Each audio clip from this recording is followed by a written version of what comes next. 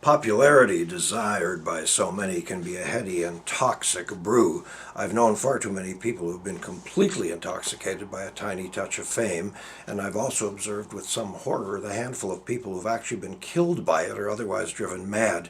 My short list for this second category includes Marilyn, Elvis, Liz Taylor, Michael Jackson, Judy Garland, Liza Minnelli. Tiger Woods is a strong potential candidate, but he may yet escape his own nightmares, who knows, and the jury is still out on Paul McCartney. There are the unfortunate few who manage to achieve a level of fame way beyond the imagination of other mere mortals, even greater than that experienced by Michael Jordan, Joe Montana, Bono, and the like. It's the wealth, the choices, the conveniences, the opportunities, and the automatic opening of all doors and the refusal of anyone within range to ever say no. But more important than that, it's the relentless fawning and preening and approving and seeking of favor and deference and bowing and kowtowing.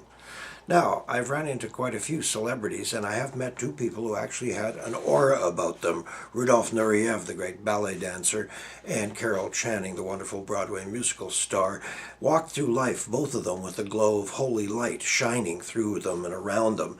My ex-wife got caught in a hotel hallway once with Pierre Elliott Trudeau, who was then the Prime Minister of Canada, and although she loathed the guy politically, she had to confess that he was one of these guys touched by the magic.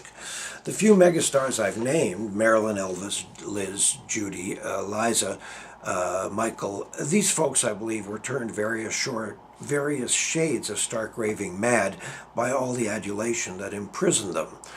I worked with Pavarotti, by the way, on one occasion. I can tell you that he was a total cuckoo clock.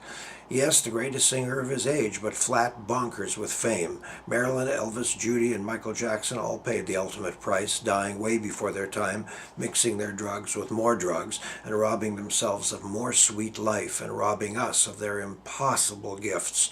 Liz was a tyrant, and sweet, and kind, and tough, so she kept herself together through all the craziness. Liza, on the other hand, has made herself into a desperately unattractive head case.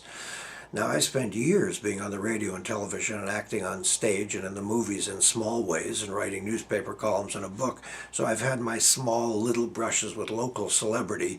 It's often been fun and just as often a serious pain in the ass, but mostly it has seemed very peculiar. If you approach a movie star on the street or in a hotel lobby and you're gushing and prattling on, your idol will simply want to throw a net over you and run in the opposite direction.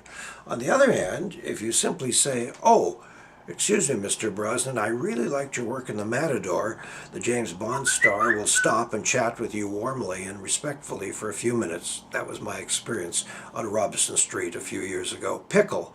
Popularity can be a reward or a sickness. Hey, it's your call.